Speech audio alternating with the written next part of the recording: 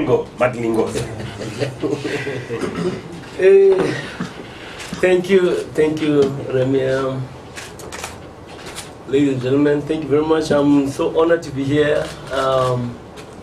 This wonderful, city, and I know that I've heard from my friend that I met 10 years ago, Joshua Kalis. He's from here, and he's been telling me about this place all along. So I wanted to come here for a very long time, and when I got his, call to say, you guys want me to be here and to celebrate this third anniversary of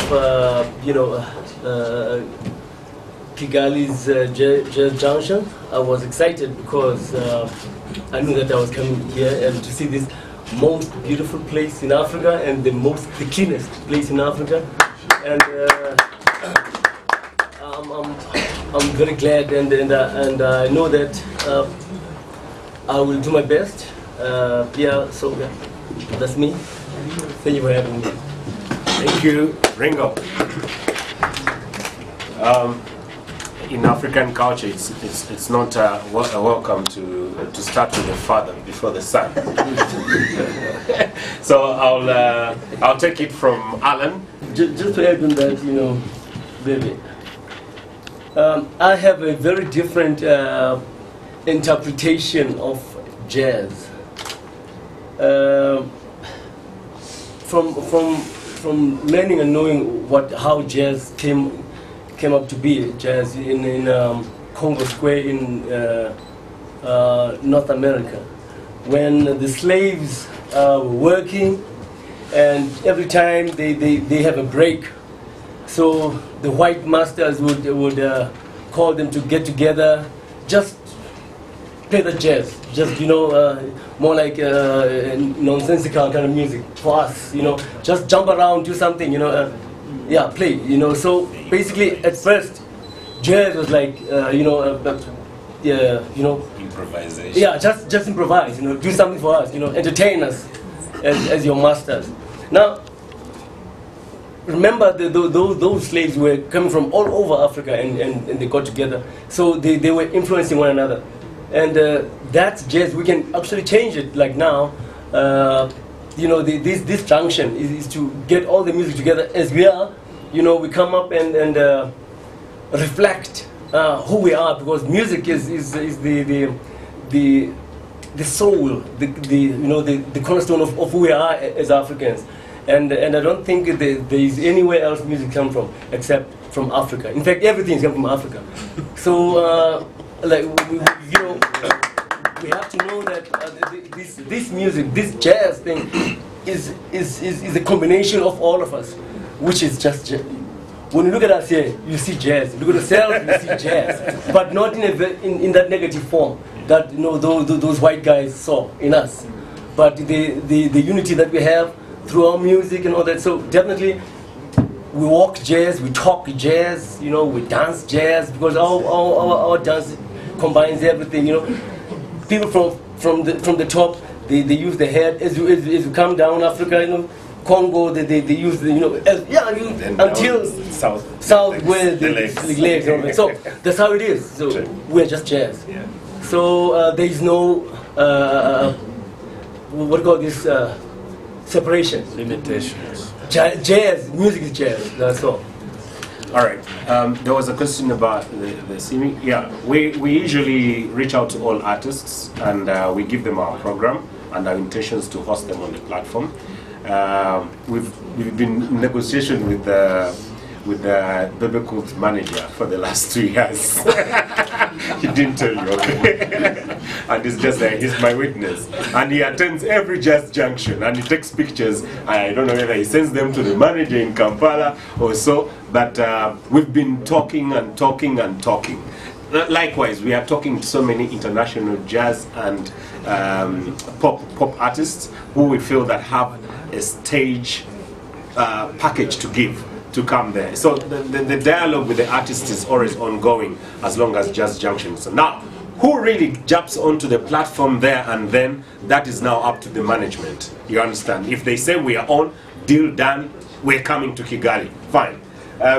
Contacted Ringo, contacted the manager, he also said, okay, let's start. Then also Ringo said, okay, bro, are you ready to go? I've never been to Kigali. What's there?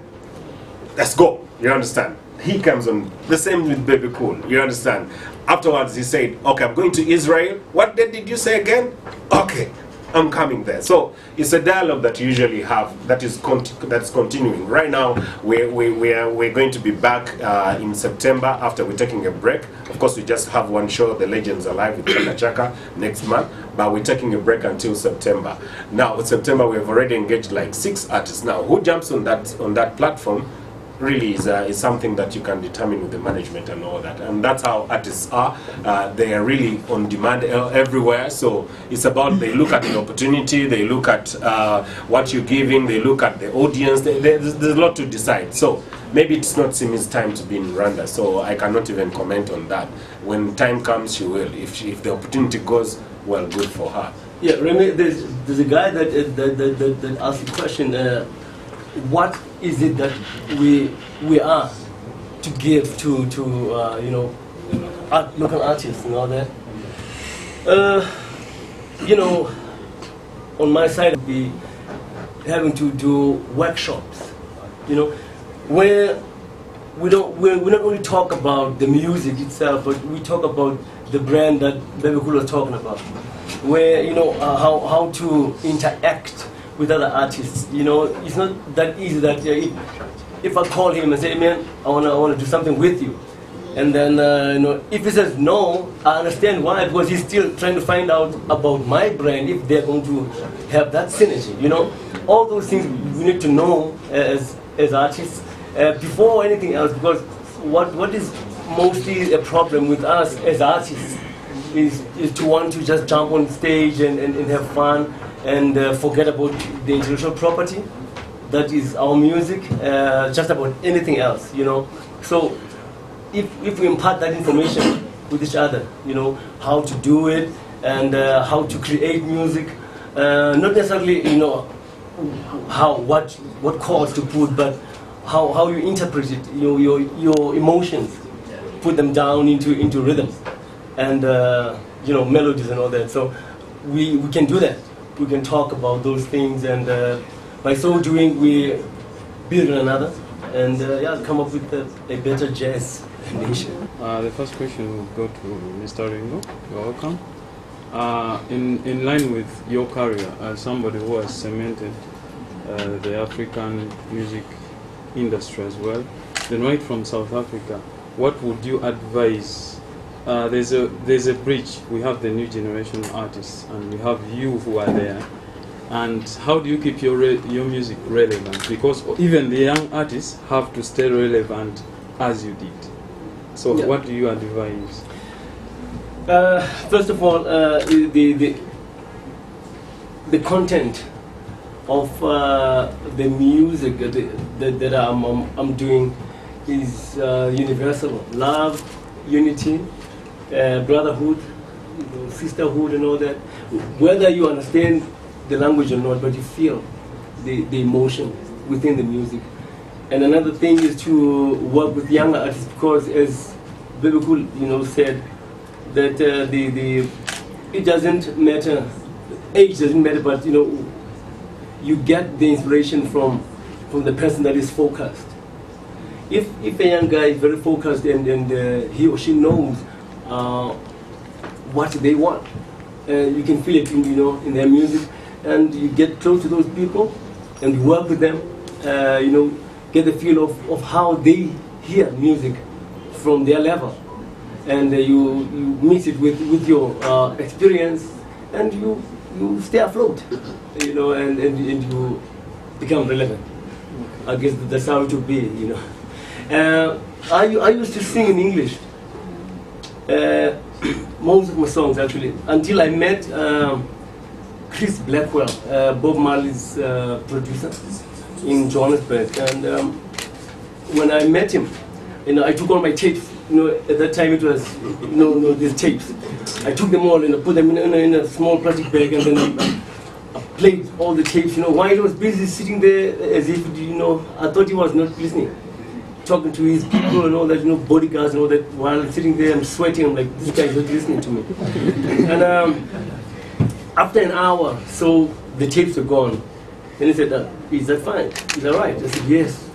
I mean, I got all the tapes that had my voice sounding like Jamaican, using Jamaican patois and all that, And this guy said, hey, tell me, Ringo, what language do you speak at home? I said, Xhosa. I said, oh, I never had no Xhosa songs. Yeah. Like, in Johannesburg, in South Africa, if I want to be known and want to be accepted, I must sing in English. They said, no, but what's the purpose of singing, actually? Why are you doing this? I'm like, well, I want to hear myself on radio and see myself on TV, I want to be famous. They said, no, but that's the wrong way of doing it. If you can talk to your people, sing about things that they know, places that they know, and interact, learn from them, and then you also take this one from this one, then they will start to see you as the conveyor of messages and culture within that system. Then I realized that, okay, that's how music is, I guess by doing that, as an artist. Excuse me, you stay afloat. Thank you very much. Sure. I have a question for you. I noticed reggae is your true love. My last question goes to Ringo. The last question goes to Mr. Ringo. Welcome to Kigali, Mr. Ringo. So, one thing that everyone can like about the South African industry, you have tried to maintain your personality, your identity of the music. What do you think another part of Africa, like Nigeria, like Rwanda, like other part of Africa, can learn from the South African music industry?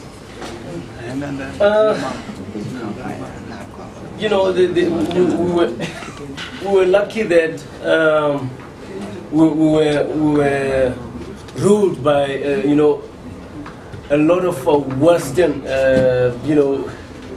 in fact just like all the African countries, they were like broken by these colonial systems. But then the last one was South Africa, and we had all the technology being shipped down there, and we had a lot of people that wanted to learn. And I don't know whether you're listening to me. Guys. The technology that we were using at that time, had to make all these young artists, to be very much into it. Hence now, after this, I would say freedom, but it's not yet Uhuru, but yeah. So now, when you start to work with the Ugandan, Nigerian artists, they know that, then we start to learn more. Okay, so I don't think that there is anything from us that other artists can learn, but we can all learn from each other. I mean, I remember we met in this call. I don't know whether you remember when we met in this call 2003 and all that. Yes. And I watched with amazement that how Africa has got one thing in common, but doing it differently. You see, and when I came from there, then I had this song Tula Tula, because I was like influenced by the moves that you guys are doing. So there is a lot that we learn from each other. I don't think that it should be wise for me to say people can learn a lot from us. But as I said, because there were a lot of technology based science, so that people can come and master their music down. That was those equipment was there at that time. So yeah. I hope I guess it's time, because I'm playing that, so I'll be doing that and having this. I'm busy in the studio right now. I'll be coming up with a new album, so that album will be the one that will be taking me in all these places. Now that I've connected with people like Aboremi and all that, so definitely I'll be meeting people. Then we will interact. So the tour will take me to all these places, but through the people that I've networked with, like Bebe and all that. So it will be like that. Very cool. What do you think about what is People Maker is doing in your dance? Well, that's a good one. personally, I'm a fan of Fit for Maker. I'd say my wife is a fan of Fit for Maker. But in North, the industry, Uganda has 70% of, actually it has the biggest number of youth in the world compared to the general population. Bigger than US. 70% of the people who live in Uganda are under 35. So Fit for Maker is representing the new era. He's proving that the audience is looking at a different, looking at accepting the new artist. So we're definitely supportive of such, because when I was young, that was my dream, to let people accept me. Unfortunately, at our time, they did not accept people like us. So I had to fly to Kenya. But now Fit for Maker doesn't have to go to the US if he's accepted at home. So my job as Bebe Cool is to make sure that he's accepted. Vis-a-vis behavior, respect for the elders, because us guys have a lot to teach those young people. Fit for Maker, thank you for the question, because it's just a representation of him here. Okay? If he's doing the right thing, what is my duty, what is his duty? Is to support that. And I bet the boy is doing, but music is business. And it's a choice from the people. It's not permanent that next time we sit at this press conference, we'll be talking about Fit for Maker. It could be a new artist, because the choice is always the audience, not the artists. But it's a great job being done by the new generation of artists all over Africa. And it's also important that they recognized that it's their time, but only some of us won't move, because this is to go back to Uganda the other way around.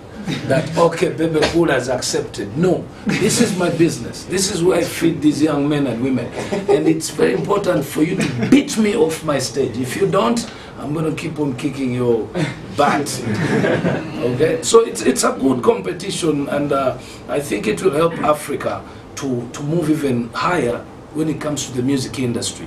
If the experienced legendaries are on the same platform fighting with the new generation, what a nice fight. Yes. Yeah. Just something came to my mind about a good man is never been honored in his own country. I would love to plead with the corporate world, of like here in Rwanda, Kigali, that if you guys want your artists to stand out and be the best in the world, let the person be the best here at home. So that the respect that the guy is having at home, the guy doesn't need to go out and do anything anywhere. These guys should, shine here at home, so that when the other world are looking in, they see these guys, say, who's that? They say, no, this is our diamond. And then, they can say, otherwise, what is becoming a problem is we will have a lot of artists being shunned where they are from. But from the outside, they are looked as diamonds. Like in South Africa, you get people like Lucky Dube. Yeah. Lucky Dube in South Africa was like, but then you go to Uganda and other places, he is respected there. You see? Very true. And same like Brenda, same like Mambazo, like Mambazo, it is because we don't look at our people and appreciate them enough, and give them all the support that they need, the financial support, make them to be the best, if that can happen, I think our artists will start to be respected. America is doing that through CIA. Come on, they're pushing these young guys into pushing their systems into the world, into other places. Their culture. We get all these young guys. They're having They are, they having sagging, clothes and all that, talking America. It is because it is being pushed into us to think it is our culture, all right? But it is being financed from a deeper way of life, deeper level. So if we can do that also, us as a people, as a country, as corporate world, and send our cultures out there, people are going to love us. I think that is what we should do. That's my plea. I don't know.